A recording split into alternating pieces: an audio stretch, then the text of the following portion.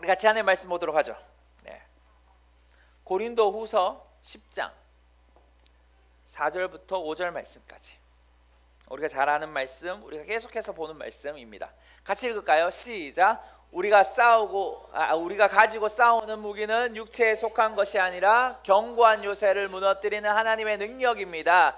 우리는 모든 궤변을 무너뜨리고 하나님을 아는 지식을 대적해서 스스로 높아진 모든 주장을 무너뜨리고 모든 생각을 사로잡아 그리스도께 복종시킵니다. 아멘. 저를 따라할까요? 모든 생각을 사로잡아 그리스도께 복종시킵니다. 모든 생각을 사로잡아 그리스도께 복종시킵니다. 오늘은 이제 마지막 시간을 가지려고 하는데 가졌으면 좋겠습니다. 네, 오늘 끝났으면 좋겠다는 생각이 드는데, 자, 먼저 우리가 한번 생각을 해봤으면 좋겠는 것은, 여러분 아브라함을 한번 생각해 보세요. 아브라함이 창세기 12장에 부르심을 받습니다. 그렇죠? 너는 너의 본토 친척 아비집을 떠나 내가 내게 지시할 땅으로 가라. 거기에는 하나님의 나라의 기본 원리들이 들어가 있어요. 다시 하나님의 나라의 기본 원리가 뭐냐면 하나님의 주권, 영토, 그 다음에 백성이 들어가 있는 거예요. 사실 이게 그 나라의 3요소인데 그런 것 지금 얘기하는 것이 아니라, 아무튼 하나님의 약속을 받고 아브라함이 어디로 떠나요? 하나님의 약속의 땅으로 들어가요. 제가 언제 한번 이 설교 했어요. 그런데 여러분 한번 기억해 보셔야 좋을 것은, 아브라함이, 우리 남성부들한테도 이 얘기했는데, 아브라함이 그 본토 친척 아비집을 떠나기 전에 하나님이 아브라함에게 먼저 말씀하셨을까요? 라는 거예요. 자, 성경을 한번 볼게요. 창세기 11장을 볼게요. 자, 성경에 있어요. 자, 11장 27절의 말씀부터 32절까지를 한번 보도록 할 거예요. 같이, 성경이 있으신 분들 찾으셔도 되고 제가 읽어드리겠습니다. 데라의 족보는 이러합니다. 데라는 아브라함, 나홀, 하란을 낳았습니다. 하란은 롯을 낳았습니다. 하란은 자기가 태어난 갈대아 우르에서 자기 아버지 데라보다 먼저 죽었습니다. 아브라함과 나홀은 장가를 갔습니다. 아브라함의 아내의 이름은 사레였고 나홀의 아내의 이름은 밀가였습니다. 밀가는 하란의 딸이었으며 하란은 밀가와 이스가의 아버지입니다. 사레는 아이기리를 낳지 사레는 아기를 낳지 못해서 자식이 없었습니다. 데라는 자기 아들인 아브람, 그리고 자기 아들 하란의 아들인 손자 롯, 그리고 자기 아들 아브람의 아내이자 자기 며느리인 사레를 데리고 함께 갈대아의 우르를 떠나 가나안으로 향했습니다. 그러나 그들은 하란에 이르러 거기에 살게 됐습니다. 데라는 205세까지 살다가 하란에서 죽었습니다. 아멘. 자, 여기 중요한 것이 있어요. 여러분, 그 아브라함의 아버지가 누구라고? 데라라고 나와요. 그리고 데라가 뭐예요? 어디에 살았죠? 데라와 아브라함과 이 가족들이 원래는 갈대아 우르에 살았어요. 갈대아 우르는 학자들의 말에 따르면 바벨론 쪽에 있는 그 티그리스 강 주변이라고 말해요. 그 지도를 안 갖고 왔는데 아무튼 그쪽에서 갈대아 우르에서 이렇게, 여기 지도를 갖고 오면 좋겠는데, 갈대아 우르 여기 있으면 요쯤에 이렇게 경로가 이래요. 요렇게 해서 여기가 뭐가 있냐면 바로 이스라엘이 있습니다. 자, 하나님이 먼저 기억하셔야 되는 것은, 데라가 갈대아 우르를 떠나서 하란으로 가게 됩니다. 가족을 데리고. 고대 사회에서 뭔가 이동하고 이사한다라는 건 뭐죠? 위험을 감수하는 거예요. 다시 말해서 죽음을 각오하고 이사를 하는 겁니다. 그러니까 잘 이사를 하지 않고 이동하지 않는다라는 거예요. 무슨 말인지 아세요? 그런데 그러면 데라는 왜 하란으로 이동했을까요? 라는 질문이 있어요. 그게 뭐냐 하면 바로 제가 서두에 말했죠. 아브라함은 먼저 그가 최초로 하나님의 말씀을 듣고 움직인 것이 아니다라는 거예요. 그럼 뭐냐? 바로 그의 아버지 데라가 먼저 하나님의 음성을 들은 거죠. 그리고 갈대아 우르로 갔다라는 거예요. 갈대아 우르로 가는 것이 아니라 여기 뭐라고 말하고 있죠? 여기 갈대아 우르에서 자기 아버지 데라보다 먼저 죽었고, 자 보면 쭉쭉쭉 내려가서, 자 31절 데라는 자기 아들인 아브람 그리고 자기 아들 하란의 아들인 손자 롯 그리고 자기 아들 아브람의 아내이자 자기 며느린 사레를 데리고 함께 갈대아우를 떠나 어디로 가요? 가나안으로 향했습니다 라고 말해요. 다시 말해서 여러분, 데라의 목적지는 가나안입니다. 그런데 어디에서 죽어요? 여기에 보면 32절 205세에 하란에서 죽습니다.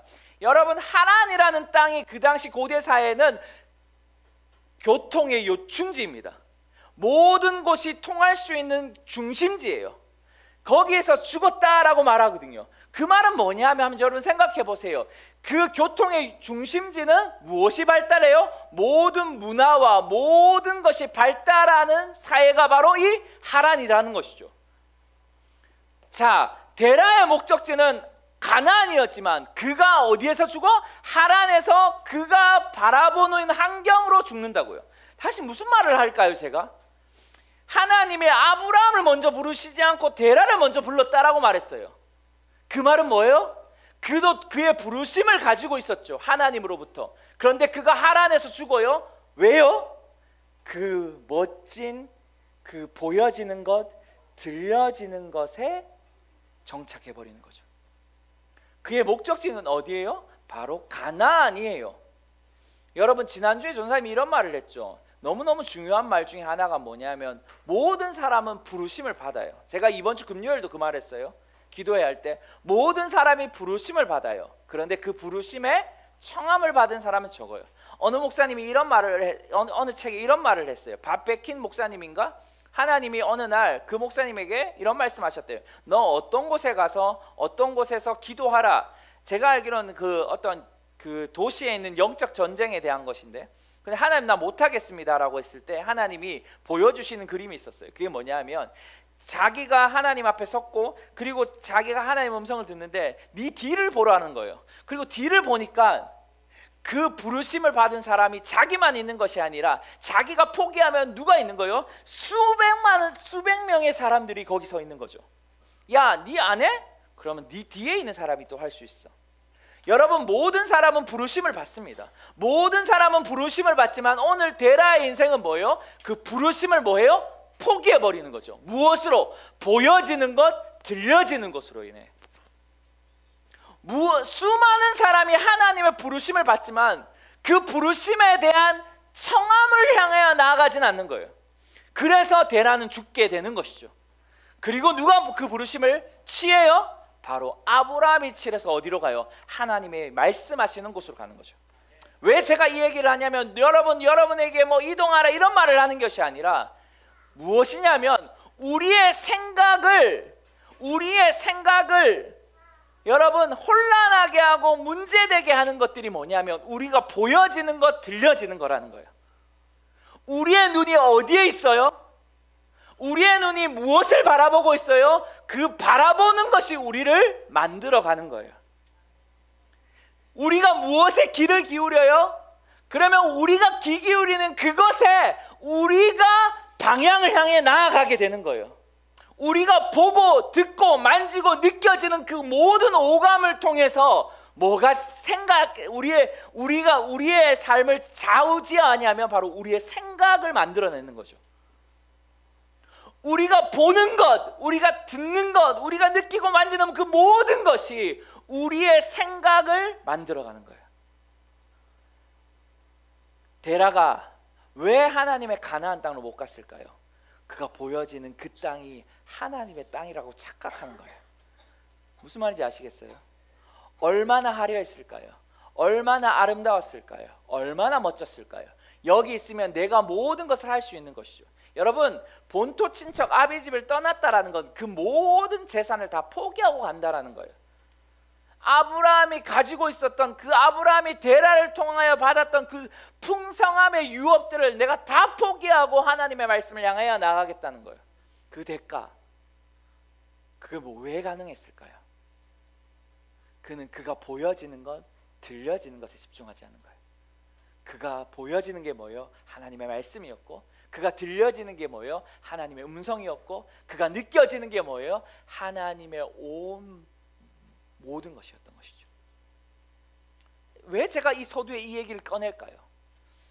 오늘 우리가 생각의 마지막을 하는데 우리의 생각이 오늘 여기에 뭐라고 말하냐면 본문을 다시 넘어가서 이렇게 말하죠. 견고한 진. 이 견고한 진이 무엇으로 만들어질까요? 다시 말해서 우리가 보는 것, 우리가 듣는 것, 우리가 느껴지는 모든 것으로 우리의 생각이 만들어지는 거예요. 하나님은 우리에게 지난번 기억나세요? 우리의 손에 뭘 줘요? 하나님이 능력, 견고한 진을 파는 능력을 주셨다라고 말했어요. 할렐루야. 우리의 손에 무엇이 들려 있어요? 하나님의 그 견고한, 하나님과 반대되어지는 스트롱홀드, 견고한 진을 파는 능력을 우리의 손에 주신 거예요. 할렐루야. 여러분, 그 견고한 진의 세 가지를 여기 말하고 있어요. 첫 번째 뭐냐 하면 바로 계변이에요. 계변. 개역 개정에는 이론이라고 말하고 있어요. 그게 뭘까요? 제가 한번 이 얘기를 했을 것 같은데, 이 계변, 이론이라는 것은 다른 말로 하면 뭐예요? 뭐뭐라면 어떡하지? 라는 거예요. 여러분 생각에 일어나지 않는 일이 일어난 것처럼 하는 거죠. 내가 병에 걸렸어요. 그러면 우리는 어떻게 생각하면 내가 이 병이 암이면 어떡하지? 라고 생각하는 거예요. 우리의 생각 속에 우리의 계변, 이론은 이런 거죠. 일어나지 않는 어떤 사건에 있어서 우리 남편이 바람피면 어떡하지? 라고 생각하는 거죠. 그것이 우리의 스트롱홀드, 견고한 진을 만드는 겁니다. 무엇이요? 보고 듣는 것으로, 느껴지는 것으로, 모든 오감으로. 그것이 바로 계변이라는 거예요. 두 번째는 뭐냐 하면 이거예요. 높아진 주장이다라고 말해요. 높아진 주장은 이거입니다. 간단하게 말하면 크리스 베런틴 목사님이 이렇게 말하고 있어요. 마귀는 크고 능력이 있으며 하나님은 작고 무기력하다. 여러분 믿으십니까? 안 믿죠? 그런데 여러분 이렇게 태도하는 것이 바로 이런 거예요. 뭐냐 하면 아무래도 이제 우리가 할 수 없으니까 기도뿐이야. 내가 아무것도 할 수 없으니까 기도밖에 할 수 없어.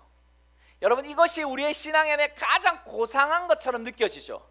그런데 성경은 뭐라고 하냐면 이것을 높아진 주장이다라고 말하는 거예요. 바로 하나님은 능력이 누구보다, 마귀보다 적다라고 생각하는 그 생각의 견고한지, 그것들 여러분이 파쇄해야 돼요. 나는 할 수 없어. 나는 모든 것을 할 수 없어. 그래서 나는 기도밖에 안 해. 라고 말하는 그 태도들. 너무너무 여러분 우리 안에 정말 말도 안 되는 그런 태도들이 있는 거예요. 이렇게. 여러분 우리가 20억을 향해서 공사를 하려고 해요. 우리의 힘으로 할 수 없죠. 우리는 이때 가장 고상한 방법을 씁니다. 기도밖에 할 수 없어. 뭐죠? 기도밖에 할 수 없죠. 근데 기도밖에 할 수 없을까요, 진짜?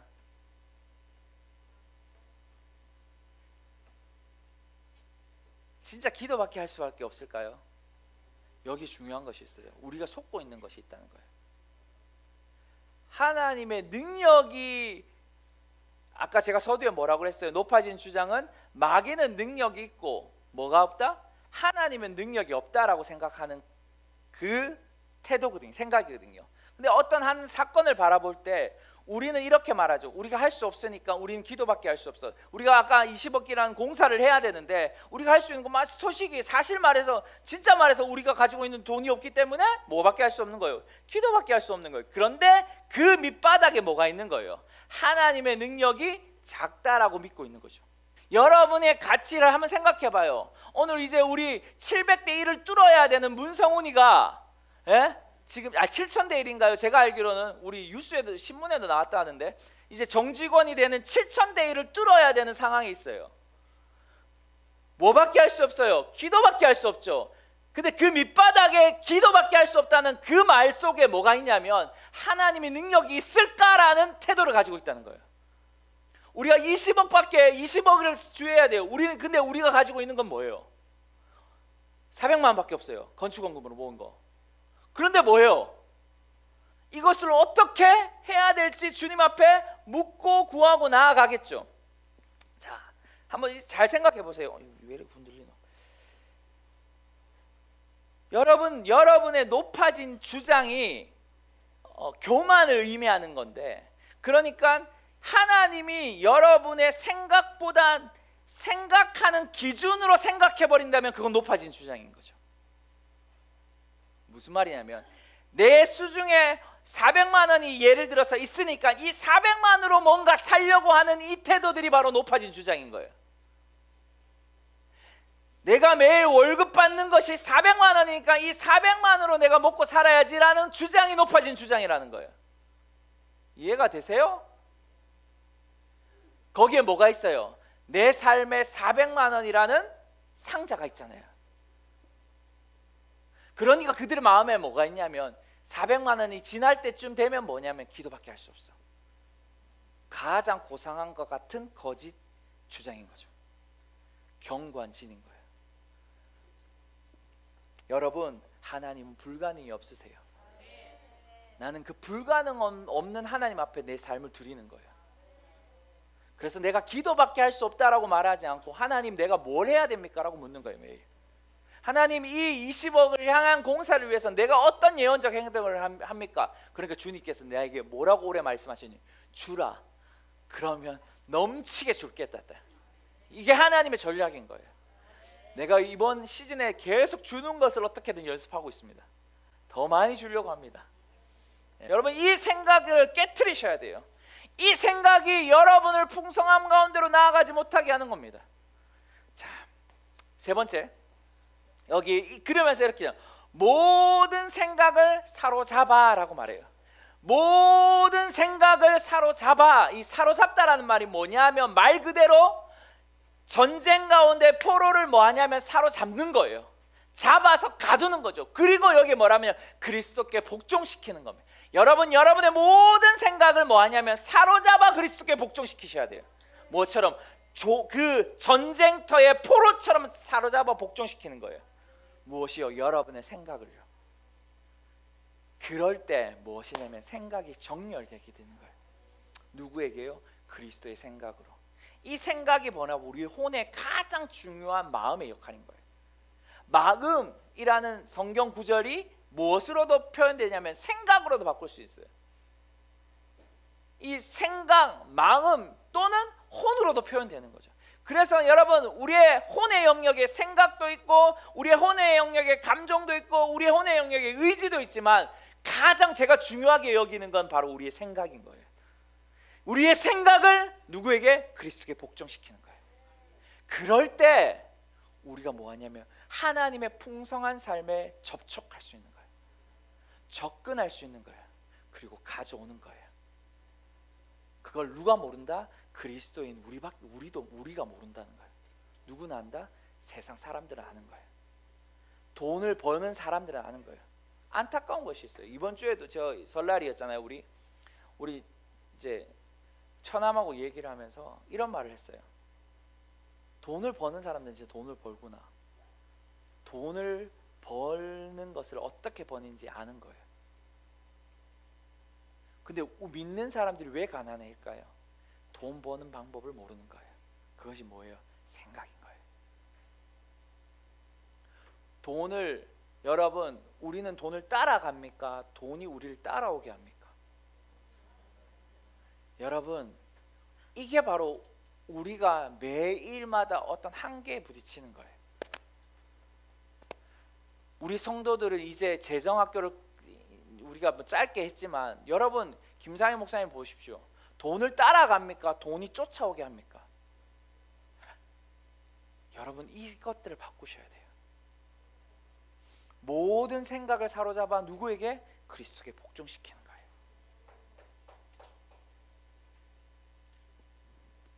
왜 제가 지금 아직까지 서두를 하는 거예요. 지금 아직까지 서두를 하는 거예요. 지금 여러분, 이제는 보여지는 것, 들려지는 것, 우리가 느끼는 모든 견고한 진, 이래서 우리에게 뭐가 세워져요? 계변, 이론, 모든 주장들, 모든 생각들을 여러분 부셔셔야 돼요. 여러분 손에 뭐가 있어요? 그것을 파하는 능력이 있는 거예요. 그래서 그리스도께 복종시키는 거예요. 그래서 우리 이번에 이제 4가지 얘기를 할 거예요. 그럼 우리가 어떻게 이 그리스도의 생각, 그리스도께 복종시킬 수 있을까? 모든 생각을 사로잡아 어떻게 우리가 하나님의 생각으로 정렬시킬 수 있을까라는 이야기들을 할 거예요. 네 가지. 첫 번째, 오늘 제가 4대지 설교 이런 거 잘 안 하는데 이거 좀 하고 싶어요. 첫 번째, 여러분이 긍정적인 생각을 하는 거죠. 긍정적인 생각. 왜 우리는 긍정적인 생각을 할 수 있을까요? 예수 믿지 않는 사람도 긍정적인 생각을 해요. 긍정적인 생각을 하면 부가 온다고 말하고 긍정적인 생각을 해야 한다고 말해요. 왜? 근데 그들을 말하고 하는 것과 우리가 말하는 긍정적 생각이 왜 틀릴까요? 다른 이유가 뭘까요? 여러분, 예수님께서 십자가에 달리셨어요. 할렐루야. 그리고 예수님께서 뭐 하셨어요? 십자가에 달리시기 전에 가장 먼저 채찍에 맞으시죠. 그리고 사람들이 뭐예요? 가시면류관으로 뭐예요? 씌우죠. 무슨 말일까요? 예수님이 유다의 왕이라는 것들의 희롱이었지만 하나님의 관점은 무엇일까요? 여러분, 여기 중요해요. 여러분의 생각이 그때 변화되는 거예요. 왜 예수님이 가시면류관을 썼어요? 왜 가시면류관에서 피를 흘리셨어요? 바로 여러분의 생각을 바꾸신 거예요. 체인지 하신 거죠. 무슨 말인지 아세요? 여러분, 예수님이 가시면류관을 쓰지 않았다면 우리는 생각을 바꾸는 훈련들을 해야 되는 거예요. 그런데 예수님이 예수님이 가시면류관을 쓰시고 피를 흘리심으로 인해서 우리는 그 위에서 뭐 할 수 있는 거예요? 긍정적인 생각을 할 수 있는 것이죠. 세상 사람들은 그냥 긍정적인 생각을 하잖아요. 세상 사람은 그냥 좋은 생각을 하잖아요. 그런데 아니죠. 우리는 예수님이 십자가에서 그 가시면류관을 쓰심으로 인해서 우리는 긍정적인 생각을 할 수 있는 거죠. 무슨 차이가, 엄청난 큰 차이가 있는 걸 느끼십니까? 그것들이 여러분 안에서 복음으로 알 때 실제가 되는 거예요. 그리고 예수님 십자가에 죽으시고 우리는 여기까지 말해요. 근데 예수님은 또 뭐 하셨어요? 부활하셨죠. 이것이 우리의 생각이 긍정적일 수밖에 없는 거예요. 여러분, 예수님은 죽음으로 끝나지 않으셨죠. 할렐루야. 제 얘기 따라오십니까? 네. 제 얘기 따라오세요. 네. 여러분, 예수님은 십자가에서 못 박히시고 그 면류관을 쓰심으로 끝난 것이 아니라 부활하심으로 인해서 너희들이 뭐 할 수 있다. 이제는 긍정적인 생각을 할 수밖에 없다라고 말씀하시는 것과 같은 것이죠. 죽음에서 부활의 영광. 할렐루야. 할렐루야. 그래서 이렇게 말하는 거예요. 빌립보서 4장 13절, 뭐 정말 중요한 말씀 있죠. 뭐예요? 4장 14절 같이 볼까요? 예레미야 29장 11절 말씀부터 봅시다. 시작. 여호와의 말이다. 내가 너희를 위해 갖고 있는 계획들을 내가 알고 있으니 그것은 평안을 위한 계획이지 재앙을 위한 것이 아니며 너희에게 미래와 소망을 주기 위한 것이다. 아멘. 그렇기 때문에 우리는 뭐 할 수 있다? 긍정적인 생각을 하는 거예요. 말씀이 그렇게 했다면 여러분이 그것들에 대해서 여러분 마음에 아까도 말했던 것처럼 새겨질 때까지 선포하셔야 돼요. 그 읊조리다라는 것이 바로 메디테이션, 묵상이다라고 말했잖아요. 성경을 보고 읽고 이것이 묵상이 아니에요. 이것이 내 안에서 작동되어질 때 묵상이 되는. 그러기 위해선 내 입에서 계속 뭐예요? 종알종알 읊조려야 되는 거예요. 여기 이렇게 말하고 있죠. 너에게 미래와 소망을 위한 것이다. 나에게 미래와 소망을 위한 것이 바로 하나님의 말씀이야. 하나님의 계획이야. 그래서 나는 뭐 할 수 있다? 긍정적인 생각을 할 수 있다 라고 말하는 거예요. 할렐루야. 또 빌립보서 4장 13절, 나에게 능력을 주시는 분 안에서 나는 모든 것을 뭐 할 수 있다? 할 수 있다. 할렐루야. 할렐루야. 여러분이 믿음으로 반응하셔야 되는 거예요. 자, 이사야서 53장 5절, 여러분 여기 이 말 전 정말 좋아해요. 그러나 사실은 우리의 허물이 그를 찔렀고 우리의 악함이 그를 짓뭉갰다. 그가 책망을 받아서 우리가 평안을 누리고 그가 매를 맞아서 우리의 병이 나은 것이다. 아멘. 여기에 뭐가 다 들어가 있냐면 여러분의 건강, 할렐루야. 여러분의 가족, 할렐루야. 여러분의 감정, 할렐루야. 여러분의 재정의 모든 것이 여기 다 들어가는 거. 그래서 여러분은 무엇을 생각할 수 있냐면 긍정적인 생각을 할 수 있는 거예요. 십자가에서 이루신 일은 우리를 위한 구원의 사건일 뿐이다가 아니라 우리에게 왔던 모든 저주를 끝내신 거예요. 할렐루야. 우리에게 있는 모든 저주가 끝났습니다. 할렐루야. 제가 왜 이렇게 말을 하냐면 여러분이 그것들에 대해서 이해가 없어요. 사실 끝났어요. 할렐루야. 그래서 여러분, 아멘, 이게 아니에요. 끝났어요 라고 말하면 여러분이 기뻐하고 즐거워하는 거예요. 할렐루야.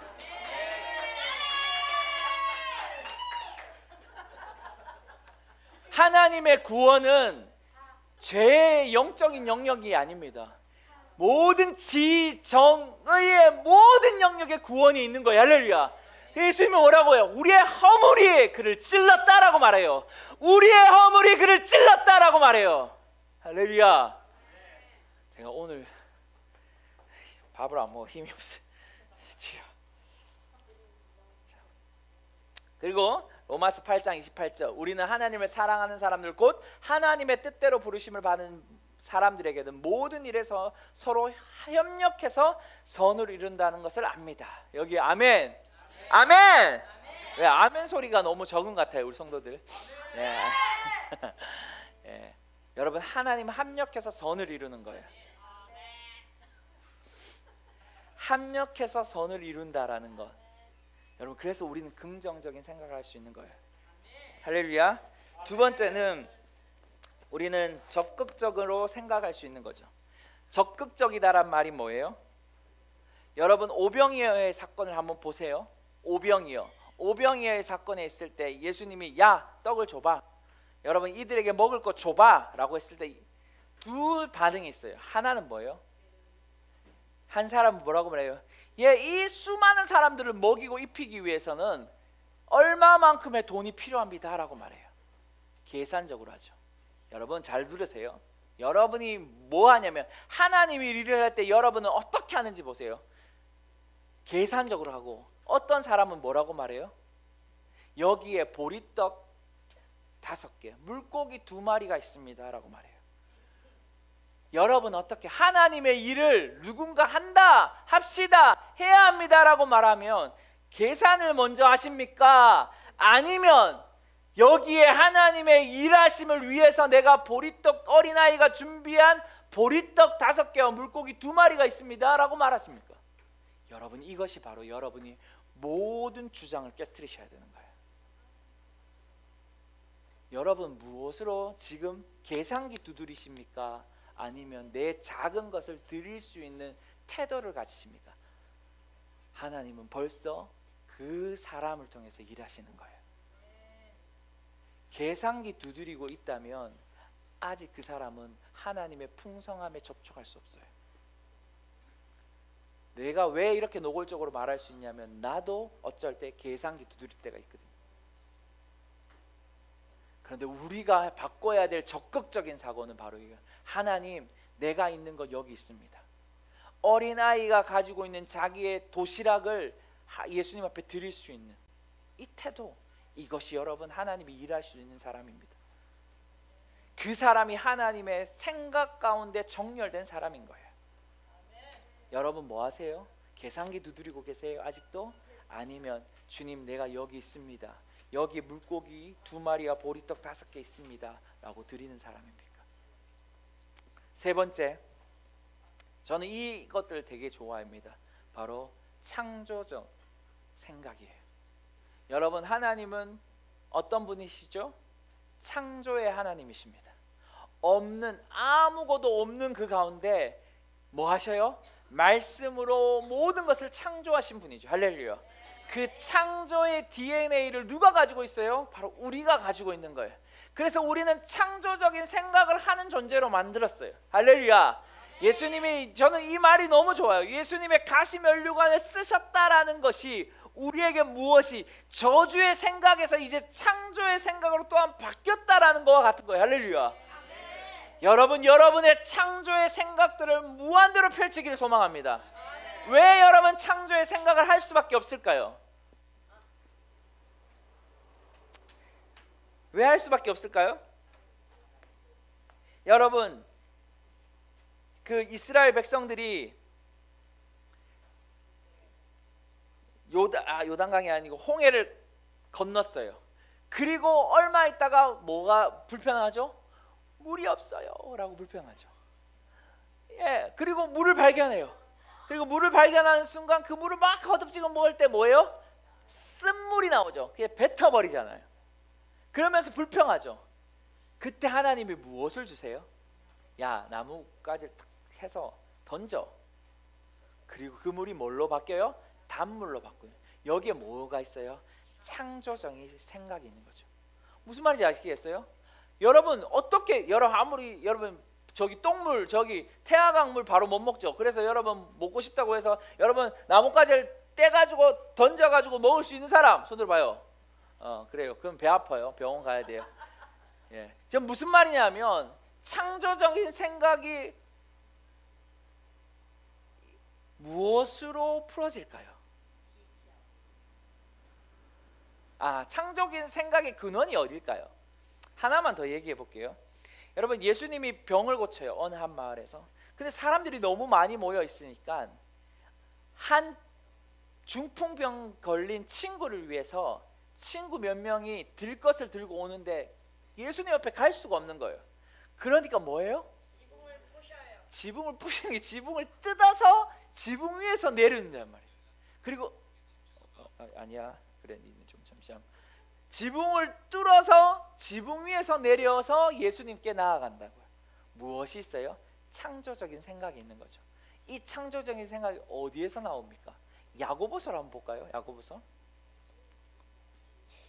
같이 읽읍시다. 시작. 여러분 가운데 누구든지 지혜가 부족하거든 아낌없이 주시고 나무라지 않으신 하나님께 구하십시오. 그러면 받을 것입니다. 아멘. 아멘. 여러분 쓴물을 단물로 바꿀 때 하나님이 말씀하신 지혜가 있었죠. 저는 그 중풍병 걸린 친구들을 향한 도움에 대한 그 긍휼함이 이들에게 창조적인 생각을 또한 불러일으켰다고 생각합니다. 여러분 사업을 하실 거예요? 여러분이 뭔가 하시려고 하는 계획이 있으세요? 그럼 여러분 성경이 이렇게 말해요. 하나님은 지혜가 부족한 자에게 전 너무 이 말이 좋아요. 아낌없이 주시는 분. 할렐루야. 왜 여러분이 부하려고 하는 여러분 태도 속에 아까 말했던 적극적인 사고 속에서 계산을 하고 있으니까 주실 수 없는 거예요. 계산하고 있어요. 하나님이 주고 싶어도 못 주는 거예요. 그런데 여러분 작은 것으로 드릴 수 있는 적극적인 생각을 가지고 있어요. 그런 자에게 하나님이 뭐라고 말하냐면 아낌없이 나무라지 않고 주신다라는 거예요. 할렐루야. 여러분 하나님 앞에 지혜가 있습니다. 완벽한 지혜가 하나님께 있는 거예요. 2023년을 제가 하나님 앞에 제가 새해 뭐라고 말했죠? 지혜가 정말 필요할 때라고 말했어요. 그 지혜는 뭐예요? 듣는 마음에서부터 오는 거예요. 여러분 들으셔야 돼요. 그분이 들을 때 우리에게 크리에이티브한 창조적인 창의적인 생각들을 주시는 거예요. 오늘 그 창조적이고 창의적인 생각이 여러분에 풀어지길 소망합니다. 대신 들으셔야 돼요. 하나님께 들으셔야 돼요.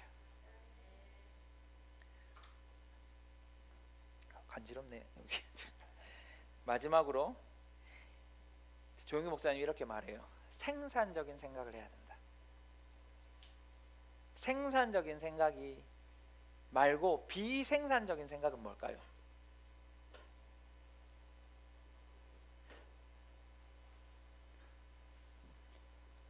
우리 때는 이렇게 이것이 발전하진 않았어요. 핸드폰이 그렇죠? 많이 여기에 시간을 많이 들이지 뭐 전화만 하고 문자만 하고 이런 거였지만 오늘 이것들이 여러분 생산적일까요? 비생산적일까요?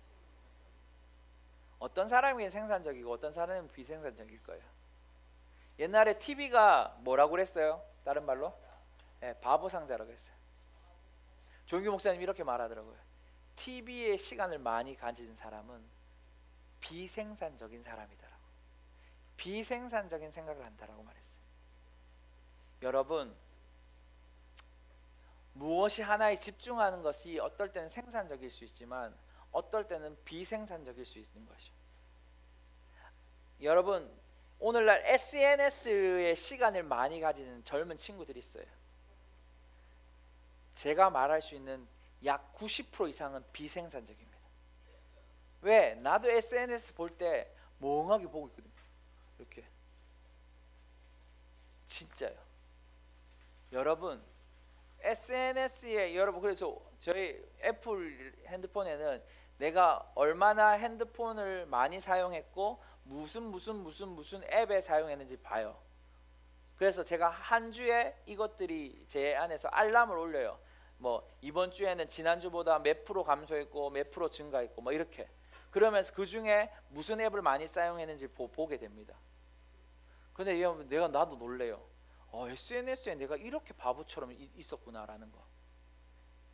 제가 아까 서두에 이런 말을 했죠. 시간을 잘 사용해야 된다고. 여러분은 여기 예배 와서 예배를 드리는 이 시간도 그냥 보내지 말라고. 그냥 앉아서 졸고 있다가 하면 시간 내 하나님이 나에게 맡겨준 시간을 사실은 엉터리로 사용하는 거예요. 분명하게 하나님은 그 시간 또한 나는 내가 믿기로는 계산할 거라고 믿습니다.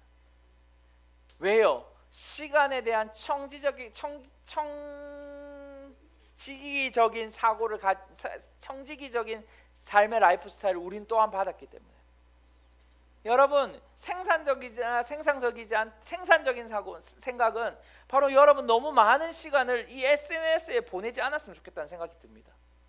나도 SNS를 하는데 유튜브 보면 시간 가는 줄 모르잖아요. 근데 거기에는 좋은 것도 있지만 나쁜 것도 너무 많은 거죠. 우리 전사님 한 날은 누구 죽었대 이런 거요. 야 누구 죽었대 이러면 야 아빠가 절단. 그거 알고 보니까 거기에 어떤 드라마의 어떤 한 부분을 보고 우리 전사님이 야 그 사람이 이제 죽을 병에 걸렸다라고 말하는 거죠. 충격을 받았어요. 아닌데 멀쩡히 살아 있는데 그 알고 보니까. 왜냐하면 그게 바로 어쩔 때 우리가 이 올라오는 이 비생산적인 것에 집중하게 되기 때문에 그래요. 저도 그럴 때가 있어요. 우리 전사님 그래서 내 전사님한테도 말했어요. 너무 유튜브 믿으면 안 된다고. 우리 전사님이 자극적인 그 썸네일을 보고 이제 그냥 한번 살짝 보다가 이렇게 되는 것 같아. 그냥 지나가면서 제대로 읽지도 않고 이제 말한 것 같은데, 아무튼 여러분 내가 무슨 말인지 아시겠어요? 특별히 젊은 세대에게 정말 비생산적인 시간들이 너무 많아요.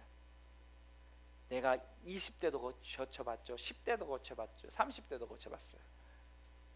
우리 아이들도 지금 시간을 관리하는 법을 제가 지혜를 가르치려고 노력하고 있습니다. TV 시간도 어떤 정할 때도 있고. 왜요? 이 아이들이 시간을 관리하는 지혜를 배우지 못하면 그 시간이 곧 뭐가 되냐면 세상 사람들은 돈이 된다고 말해요. 여러분 무슨 말인지 아세요? 여러분 썬데이 아달라즈 목사님의 5가지의 그 부의 원칙을 보면 시간이 있는 걸로 제가 알고 있거든요. 여러분 시간을 잘 사용하는 사람이 부를 창출할 수 있는 거예요. 종희 목사님이 이런 말을 했어요. 어느 날 자기가 신학교에서 그 강의를 하는데 이제 너무 추워서 이제 강의하기 전에 이제 난로 이렇게 추우니까 옛날에 난로 있잖아요. 그 난로에 이제 그 손을 데핀다고 몸을 녹인다고 있는데 이제 교수님들이 이렇게 모였는가 봐요. 여러 교수님이. 근데 여러 교수님을 모이면서 조영규 목사님이 거기서 분위기를 좀 좋게 하려고 다른 사람 얘기를 잠깐 다른 교수님 얘기를 하려고 하는데 갑자기 어떤 한 교수님이 그 조영규 목사님 말을 듣지 않고 가버리는 거죠. 여러분 조영규 목사님이 그 당시에도 큰 교회였고 영향력 있는 목사님이었기 때문에 그 얘기를 안 듣고 간다는 것은 사실 건방진 얘기거든요. 그러니까 근데 조영규 목사님 그러면서 그 교수님한테 왜 내 얘기 안 듣고 그냥 가냐고. 그때 그 교수님 뭐라고 말했냐면 내가 기가 얇기 때문에 내가 기가 약하기 때문에 조영규 목사님이 말하는 다른 사람의 어떤 그 이야기를 들으면 내가 잘못 와전시켜서 얘기할 것 같아서 내가 이 자리를 피합니다 라고 말했어요. 그리고 조영규 목사님 그때 충격을 받은 거죠. 무엇이 또 비생산적이냐면 다른 사람 말하는 게 비생산적이다라고 말하는 거예요. 아무튼 중요한 거는 조용규 목사님이 그때 깨달은 게 있는 거죠. 다른 사람의 이야기를 하는 것은 비생산적이다라는 거예요. 그 시간에 여러분 소망을 얘기하고 희망을 얘기하고 하나님의 나라를 얘기하면 어떨까요? 여러분, 우리는 어떨 때 너무나 많은 관계 속에서 다른 사람에 대한 좋든 나쁘든 이야기할 때가 있어요. 절대로 우리 안에 배워야 될 것이 있어요. 제가 빌 목사님의 얘기를 한번 해드렸는 것 같아요. 빌 목사님의 학교에 지금의 슈퍼내추럴 스쿨에 지난번에도 한번 얘기한 댄 페리어 목사님이 와서 빌 목사님과의 만남을 이런 얘기를 해요. 자기가 빌 목사님과 깊이 관련되면서 배운 최고의 것이 있다라고 말해요. 그게 뭐냐면 댄 페리어 목사님과 수많은 목사님들이 막 이제 얘기를 하다가 다른 사람을 얘기하는데 이제 빌 목사님이 온다는 거죠. 그러면 다른 사람이 얘기를 하다가 갑자기 빌 목사님이 그때 그곳의 하재를 바꾼다는 거예요. 그러면서 목사님한테 댄 페리어 목사님이 빌 목사님에게 말해요. 목사님, 우리가 이렇게 얘기를 하는데 왜 하재를 이렇게 바꾸십니까? 그때 빌 목사님이 이런 말을 했다고 해요. 다른 사람을 말하는 것을 난 좋아하지 않는다고. 그 시간에 하나님의 나라에 대한 얘기를 하면 어떨 거냐. 여러분 무슨 말인지 아시겠어요? 영적인 대가들을 내가 볼 때마다 느끼는 것이 있어요. 절대로 다른 사람에 대한 평가를 하지 않는다는 거예요. 이야기하는 그 시간이 비생산적인 삶을 산다는 거죠. 여러분, 왜 교회가 계속해서 치고 올라가야 되는데 못 치고 올라갈 때가 있는 줄 아십니까? 그러면 그때 뭐가 있냐면 새 한 마리가 있는 거예요. 무슨 새가 있는 줄 아십니까? 비방하는 새가 있는 거예요. 무엇을 향하여? 교회를 향하여. 교회가 어떻고 저쩌고, 목사님이 어떻고 저쩌고, 성도님이 어떻고 저쩌고. 그것이 교회를 하나님의 에클레시아로서 전진하지 못하게 하는 비생산적인 생각인 겁니다. 여러분, 이것이 우리 안에 뭐가 되냐면 견고한 생각을 만들어낸 거예요. 계변을 만들어낼 때도 있고 높은 주장을 만들어낼 때도 있는 거예요. 그것이 데라처럼 인생을 가다가 하나님의 약속을 향해 가는 것이 아니라 가장 아름답고 화려한 곳에서 멈춰서 자기의 부르심을 성취하지 못하게 하는 것이 됩니다. 여러분 무슨 생각을 하세요? 우린 하나님의 생각에 정렬되어야 됩니다. 할렐루야. 긍정적인 생각에 정렬되어야 되고, 적극적인 생각에 정렬되어야 되고, 창조적인 생각에 정렬되어야 되고, 마지막으로 생산적인 생각에 정렬되어야 돼요. 이럴 때 우리의 생각이 뭐하냐면 변화하고 바뀌고 하나님의 그 풍성함에 접촉할 수 있는 거예요. 그것을 가져올 수 있는 것. 여러분 무슨 생각하십니까? 저는 이 아브라함 얘기할 때 되게 좋아요. 내 삶을 다시 돌아보게 되는 거거든요. 아, 내가 데라처럼 뭔가 머물러 있는 거 아닌가? 하나님의 약속을 향해 나아가고 있는 거 아닌가? 데라처럼 나는 하나님의 그 보여지는 것, 들려지는 것 지금 멈춰서 있는 거 아닌가? 아니면 아브라함의 본토 친척 아비빌을 떠나서 내 모든 것을 버려두고 갈 수 있는가? 여러분, 저는 아브라함 이 얘기를 너무너무 좋아합니다. 여러분이 오늘 이 다양한 이야기들 했어요. 생각에 대한 마지막 정점을 좀 찍었어요. 여러분 무슨 생각하세요? 긍정적인 생각? 적극적인 생각?